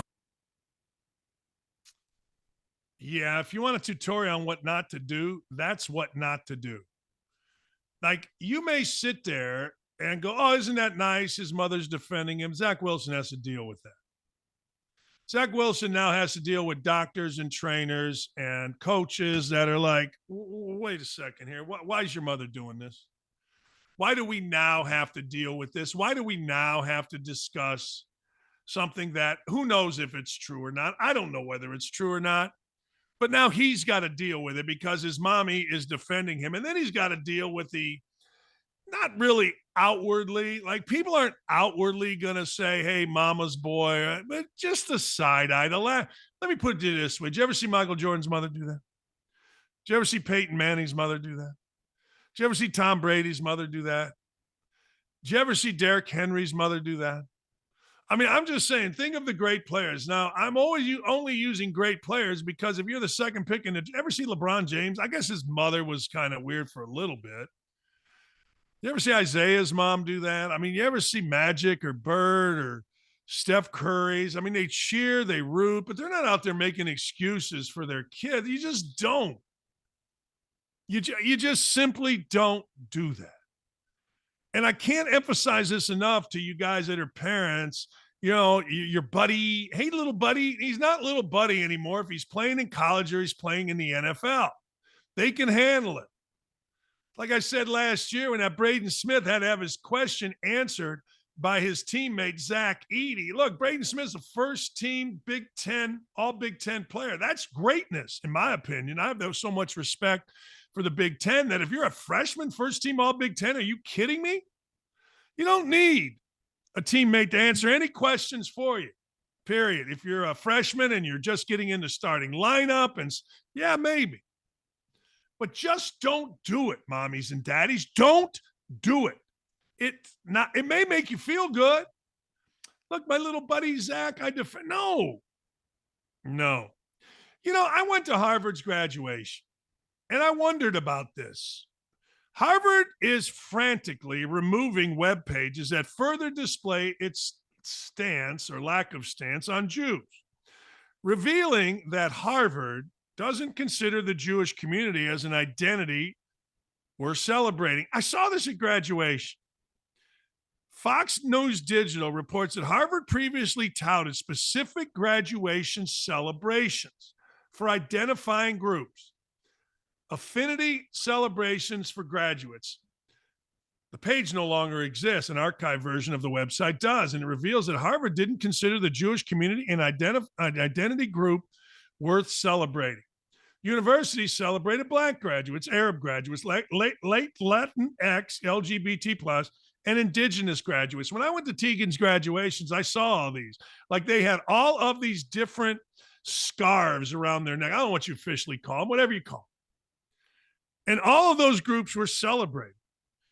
I'm like, what's that? That's Arab. What's that? Latinx. What's that? LGBT, whatever the hell that stupid stuff is. Indigenous. All right.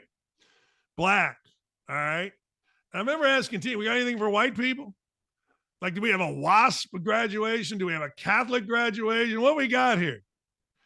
Harvard tried so hard, and I remember seeing it going, this seems over the top and ridiculous. But everybody in the white community or the Jewish community or not just the white or the Jewish community or both, which I guess it is both, you got to sit there and take it. You got to sit there and go, that's great. Like, everybody, if you go to Harvard, whatever your background is, you're one of the elite. I mean, you can act like you're prejudiced against. You can act like you're downtrodden. You can act like you're beaten. You can act like you're down, but you're one of the elite just by being there. I felt like I was one of the elite just by walking around campus knowing Tegan. Like I always said, man, my Harvard journey was great because I got to act smart. I mean, Indiana, let's be honest, they hand out degrees on the corner. Hey, you want a degree? Yeah, give me telecom. All right. You think any of these clowns that play basketball in Indiana now that are getting paid? Like, back in the day, we had to go to class. Back in the day, night was on you. Now they've changed everything to where you don't even deal with it as the coach. So stop it. But at Harvard, it bothered me. I saw it. I saw it at a big old reception they had. They had this huge tent. This was like Harvard graduation's like Thursday to Saturday or Thursday to Saturday. It was long. It was great. I had a great time. But I'm there and everybody's got their robes. And I'm like, yo, Tegan, you're like magna cum laude or whatever. Where's your thing? Oh, well, that's Indigenous. That's Latinx. That's Black. I'm like, what? Everybody's downtrodden. You aren't if you're at Harvard. They just put it to you that way. You can act it. You can act down with the cause, but you ain't. Not even a little. Viktor Hovland shut down rumors that he's leaving for the Live Tour. The Live Tour is interesting right now. Like, it's unwatchable, and I feel bad for John Rahm because he got all that money. He had to go. He had no choice. Come on, there's no choice John Rahm had. You give someone $600 million, no one's turning it down. Well, he was making enough and he's doing murderous things. Well, then nobody should go to University of Arkansas because the centerpiece on campus, a fountain, was funded by dudes from Qatar. Number one sponsor, Middle East folk. They're sponsoring everything. I'm sure this freaking mic that I'm looking at, which is called Shure, by the way, is somehow got some Middle East folk. But anyway, Viktor Hovland, who's becoming one of the stars, and there's a reason. He's really uber talented. He always seems like he's smiling. If you watch Viktor Hovland, he's always like, anyway, Hovland said it would be a bit too silly to criticize the players for leaving. After all, you only hear one angle in the media. And there are quite a few different parts happening at the same time. I totally understand why Rahm left. That's a lot of money. That's a lot of money. I don't think their product is that great. I'm not such a fan of, for example, playing without a cut. You need the competition with 150 players in a cut. If you don't play well enough, you're out. Something about it that makes your game a little sharper. If I'd gone to Live, I don't think I would have become a better golfer. And then it is in a way, under discussion. The management of the PGA Tour has not done a good job. They almost see players as labor and not as part of the members. After all, we are the PGA Tour. Without the players, there's nothing. Well, he's right about that. When you then get to see what happens behind closed doors, how management actually makes decisions, which are not in the players' best interest, but best for themselves and what they think is best, they're not professional golfers at all. They are businessmen who say that, no, it should look like this or that. There's a great deal of arrogance behind it. I think everybody understands that in every way, shape, and form, there's a lot of arrogance in the PGA Tour. There's a lot of arrogance for players to say, hey, look, this is all about us. Sure it is, but who sets up the tournaments? Who gets the prize money? So you think Viktor Hovland, by saying it's all about the players, are you willing to go out and raise the money, the prize money? Are you willing to go out and set up the tents? Are you willing to go out and set the stages? Are you willing to go out and set the scoreboards? Are you willing to go out and negotiate the television contracts with the different entities? Is that what you're willing to do? Because the truth of the matter is, those are the things that make PGA players want to play PGA golf: the money, the attention, the fame, the notoriety, the bigness. Are you guys going to go out months before, redo a course so that it's up to PGA Tour standards? Don't tell me this is only about the players. This is a partnership. And there is a business element that has to be involved, whether it's the NBA, Major League Baseball, the NFL, anything. Yeah, you could say it OutKick. Well, the people that really matter are the people on screen. That's crap.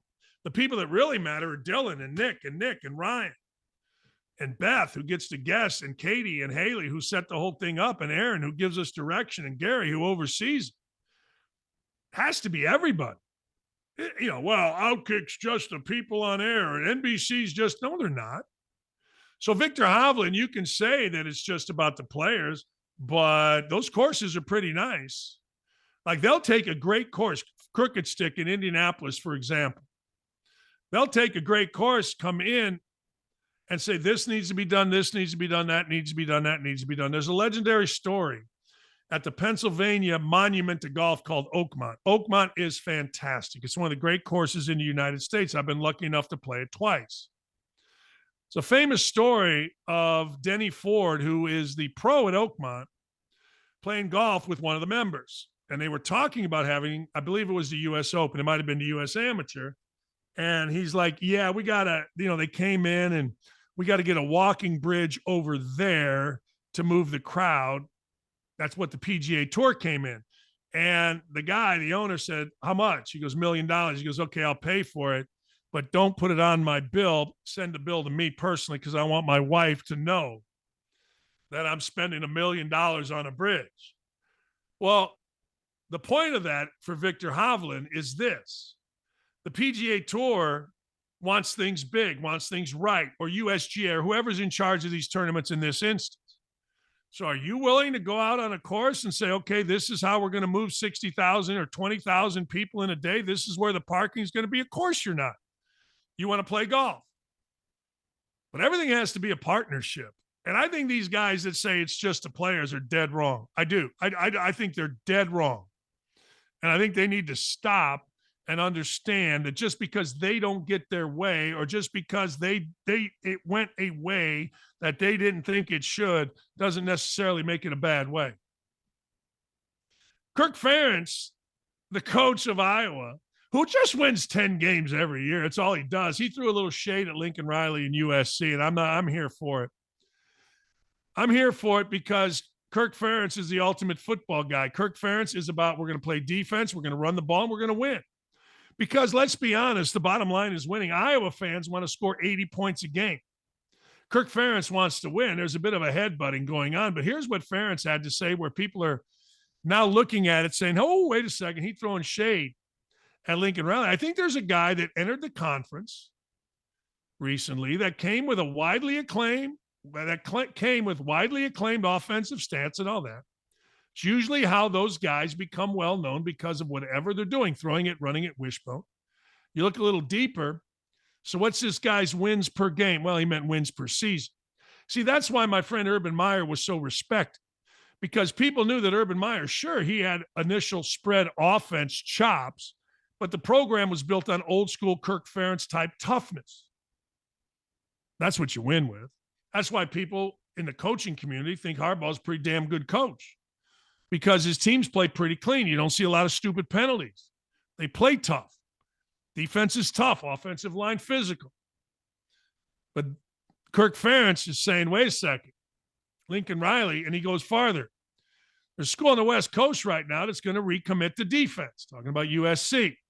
They gave up 42 to Tulane last year in a bowl game at a place where Ronnie Lott played.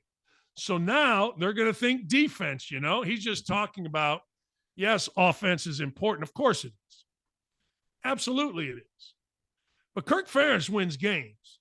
And it's amazing to me that style over substance is even in Big Ten football. If you go back historically, Big Ten football is the epitome of substance over style football. 3 yards in a cloud of dust. The 10-year war, Woody Hayes, Bo Schembechler. Hayden Fry came in. A couple guys have tried and had a little bit of success. Mike White in the early 80s came from junior college, brought in Dave Wilson, who threw for over 600 yards in one game, and they went to the Rose Bowl. There have been a few outliers like that. But the fact of the matter is, toughness wins in football, and I ain't mad even a little bit, not even a skosh at Kirk Ferentz for reminding people, because make no mistake, a new female athletic director came from Ball State into Iowa, and she and her cronies made Kirk Ferentz get rid of her son, Brian, as the offensive coordinator, even though Kirk Ferentz has been coaching before that woman ever thought about getting into athletics. That's how Kirk Ferentz is thinking. You can say he's not, but he is. I like Kirk Ferentz. I'm going to root for Kirk Ferentz, but that offense, woo, abysmal. Woke-a-dope. I love that picture. Sir, this spot is for handicap only. Eating bugs will change the weather. Sorry for bothering you. Have a nice day. I don't think I get the full gist of that, but the one thing that I get from that is it does not matter what you say, global warming or blue, green, whatever, the new Green Deal is it. It's all we care about. Sir, this spot is for handicap only. Eating bugs will change the weather.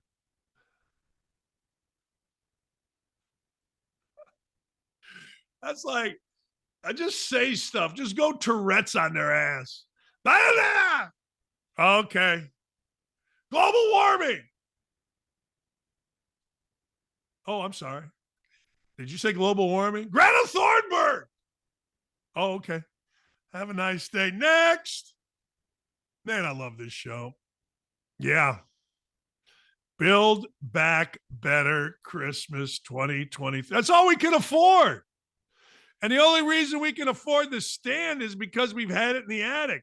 We had to get it out, get out a Brillo pad. Those of you that don't know what a Brillo pad, an SOS pad, a lot of you don't know what an SOS pad is.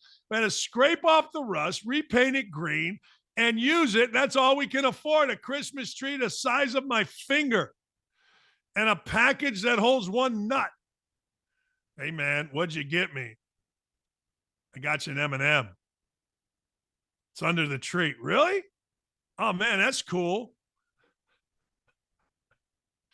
I got offended today by Charlie. She asked me where my tan was. So I'm going out right after this show. And I'm just going to sit in the sun. And I'm going to bake. I'm going hatless. To hell with skin cancer. Screw skin cancer. I'm going hatless. Next. Name something you won't find at the border. Camilla, the czar, or Joe, the maniac.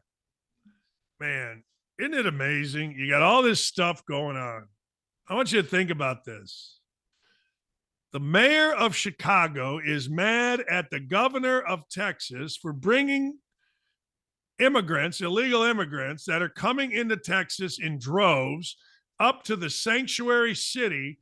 But the mayor of Chicago isn't mad at the clown on the bottom right there, the border czar, or the clown on the bottom left there, the president, for undoing, as everybody that has ever come on our show that has been to the border, including Brian Urlacher and others, for opening and getting rid of all of President Trump's border policies, enabling an open border, hamstringing Border Patrol security, and allowing military-aged men to come into our cities. And yet, a sanctuary city like New York, like Chicago, who brags about give us your dreamers, is now mad because they were given the dreamers. But nobody's mad at Dumb and Dumber here. Sheesh. Nobody's mad at Daniels and Carey here, or Carey and Daniels. Jim Carrey, Jeff Daniels, Dumb and Dumber. Why is that? I ain't knowing. I want to talk like George Pickens. I ain't know. I ain't know. I just ain't know. Sorry, but I don't. Hey, and one last thing, college basketball edition. You know, I like the fact that Butler basketball is coming back. I like the fact that Thad Matta is coming back as well. Thad Matta, pretty nice guy. But I got to tell you, I don't like the fact that Butler fans are back. I don't. There are three kinds of fans in the great state of Indiana, and we're seeing it right now. The Purdue fan. The Purdue fan thinks that it's all going to go bad. The Purdue fan is looking around going, we're number one in the country, but it's always out there. And it's not just Rhode Island or Fairleigh Dickinson, and it's not just St. Peter's.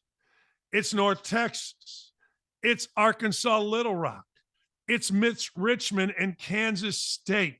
It's having to go to Memphis and play Keith Lee and Dana Kirk on their home court in '84 when we got to go play a neutral site game at Indiana against Richmond, even though it was supposed to be against Barkley. It's always there for Purdue, right in the back of the head. Indiana beats Morehead State last night by 1. Indiana fans are like, hey, this could propel us to the greatest run ever and a 6th national championship. Look, we didn't lose. Now, contrast that with Indiana football barely beating Akron and celebrating and people losing their mind over the celebration. But Indiana beating Morehead, I've seen it. Oh, man, this could propel us. Really? And then there's Butler fan. Butler fan is the smartest in their mind of all fans. After years of nothing, from Tony Hinkle till all of a sudden Todd Licklider or Barry Collier when they got okay, to Brad Stevens taking them to incredible heights, the Butler fan came back. And many Indiana fans, disgusted by Mike Davis and Calvin Sampson and probably me, went over to Butler. And Butler was this, well, you know, Brad says that the circumference of the basket can fit 2 basketballs. Now, nobody ever decided to test this theory. Butler fans are obnoxious. Butler fans are crazy. Not crazy in a good way, crazy in a nerdy way. They're closet Indiana basketball fans, but because Butler has a team that looks like it can beat people because they beat Georgetown last night, and because they turned the world's crappiest arena, at least put a coat of paint on it, and now they call it the Cathedral Basketball, the very washed dump that is Hinkle Fieldhouse. Go there one time with an open mind and tell me it's not a dump. Now we got to listen to Butler fans, and I don't like it. I don't like it. Indiana fans, 6th national championship is coming this year. If you saw the game last night, you know it's coming. Purdue fans, I don't know who it's going to be. Maybe it's going to be Central Connecticut State, but it's coming. And Butler fans, Thanks, Nick. Thanks, Nick. Thanks, Ryan. Thanks, Dylan. Thanks, Katie. Thank you very much, Beth. Thank you very much, Haley. Of course, Gary. And, of course, our good friend and leader, the great Aaron Spielberg. We'll see you tomorrow.